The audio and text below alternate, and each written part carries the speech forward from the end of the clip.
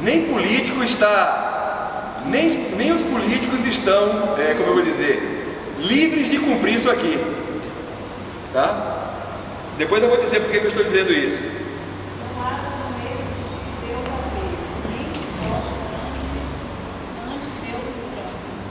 Então não devemos nos prostrar diante de deuses estranhos, de ídolos, de imagens, não é? É muito comum nós vermos, na época das eleições, os candidatos procurando o apoio de determinadas religiões, né? E às vezes quando se dá espaço a um candidato para vir numa igreja evangélica, ele assume a postura evangélica e ele começa a citar a Bíblia, ele parece um doutor de Bíblia. Mas quando ele vai numa igreja idólatra, ele vai lá e beija o pé do ídolo também. Ele faz a saudação ao ídolo, ele carrega o ídolo. Eu me lembro de uma eleição que houve no final da década de 80 e que um governador do estado brasileiro estava pleiteando não vou dizer quem é não, né? Mas estava pleiteando a reeleição, e então houve lá uma procissão e lá estava ele ajudando a carregar a imagem. E era de origem evangélica, se dizia evangélico. Então nem político está livre de cumprir isso que a Bíblia diz. Qualquer pessoa não se prostrar, não reverenciar, não adorar a imagem. Eu me lembro Valena em Belém, assim que nós chegamos em Belém, começamos a dar aula no seminário e tal, começamos a trabalhar na igreja. A Valena foi convidada por uma escola católica para dirigir um coral. E aí tal, Valena gostou muito, salário muito bom, uma instituição muito boa. Mas a mulher falou: na época do Círio de Nazaré você vai ter que ensaiar com o coral as cantigas aí da Nossa Senhora de Nazaré. Aí Valena falou assim: não, mas isso aí eu não vou fazer, que eu sou evangélico. Aí a pessoa falou assim: você está sendo muito radical, por que você não vai fazer isso? Aí Valena falou: porque isso é idolatria. Ela falou: não, isso não é idolatria, isto é... veneração. Não, cultura é outra expressão que eles utilizam, Venerar. Veneração, é veneração. Aí eu estava presente, eu falei: olha, você me desculpa, mas eu fui católico por muitos anos e eu sei que não é só veneração, não é só veneração, né? Aí Valena abriu mão do trabalho, do bom salário, para quê? Para não ter que se sujeitar a esse tipo de coisa, porque ele foi radical, tinha que se fazer, o coral tinha aquela finalidade. Eu me lembro um grupo de evangélicos que foi participar de um encontro de músicos em Campos do Jordão, e que tiveram que tocar na última noite um ponto de umbanda, de candomblé, e que os evangélicos então tomaram a decisão coletiva e não participaram. Foram recriminados assim no Brasil inteiro. O time do Santos agora, não vamos longe não, lembro agora há pouco tempo, um trabalho social feito por um centro espírita, os chamou para aparecerem lá e fazerem o trabalho, e eles disseram: olha, a nossa imagem nós não queremos associada a isso. Foram duramente criticados, mas estavam cumprindo a orientação bíblica de não se sujeitarem à idolatria. Então isso é interessante para a gente pensar, não servir nem se prostrar diante dos ídolos, né? Mesmo que você diga assim: não, é política, da boca para fora, o político está acostumado a fazer essas coisas, nem como político, tá certo? Em quinto lugar, o culto aos ídolos é demoníaco. Veja o que Paulo diz sobre este assunto, 1 Coríntios 8:4 e depois 10, 19 e 20. Olha o que Paulo diz a respeito deste assunto. 1 Coríntios 8:4. Tocante à comida sacrificada a ídolos, sabemos que o ídolo por si mesmo nada é no mundo, e que não há senão um só Deus. Quer dizer, o ídolo não é Deus. É a primeira observação de Paulo. Agora veja o que ele diz no capítulo 10, versos 19 a 20.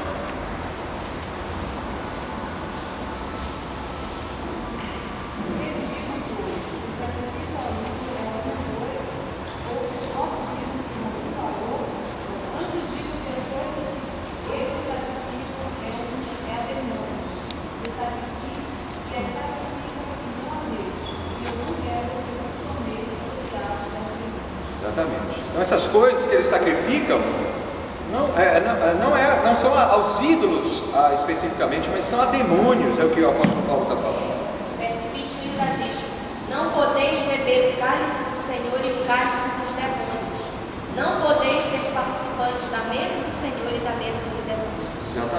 está falando naquele contexto que a gente está observando essa questão de participar, de comer comida sacrificada aos ídolos.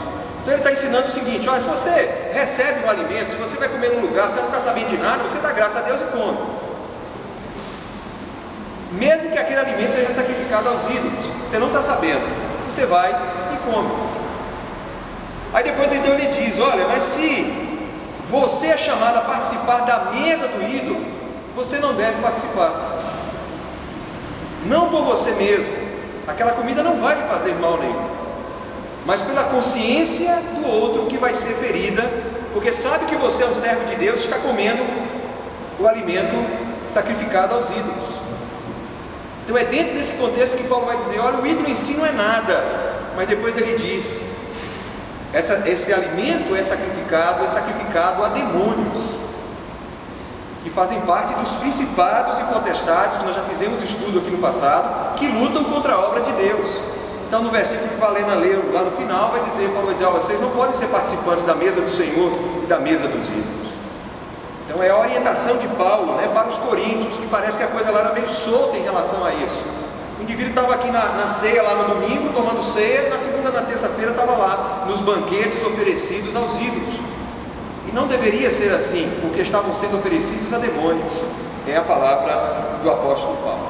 Então, irmãos, esta é uma prática que deve ser evitada. A idolatria não pode achar lugar na igreja cristã, não pode haver idolatria. Nem a idolatria da imagem específica, como nós encontramos em determinadas igrejas, mas nem mesmo esse outro tipo de idolatria mais criteriosa, que nós precisamos tomar cuidado com ela. A idolatria de idolatrar uma pessoa, de idolatrar uma instituição, de idolatrar uma coisa, a nós mesmos, não é? Então é preciso tomar cuidado, porque nada dessas coisas, nenhuma dessas coisas pode ocupar o primeiro lugar na nossa vida. O primeiro lugar é do Senhor. Só Ele precisa ter, só Ele deve ter a primazia na nossa vida. Então nós precisamos evitar isso. Eu vou dizer aqui umas referências, não vai dar tempo de a gente ler tudo isso, mas eu queria que vocês anotassem e lessem em casa. Nós precisamos evitar a idolatria. De que forma? Evitando nos prostrar diante dos ídolos. Deuteronômio 5:9, nós não vamos ler, mas anotem para ler em casa. Evitar a idolatria nos prostrando diante dos ídolos.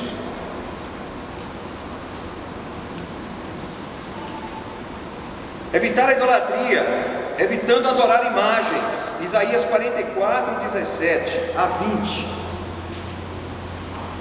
Evitar a idolatria, deixando de esperar por outros deuses. É como eu falei aqui, você está numa pindaíba, numa dificuldade, e daqui a pouco você começa a acreditar que o emprego público é a sua tábua de salvação. Essa é a realidade de muita gente no Brasil. O emprego público, irmão, pode lhe ajudar muito a ter estabilidade, mas essa estabilidade só quem pode dar é Deus a você, não é o emprego, porque você pode perdê-lo.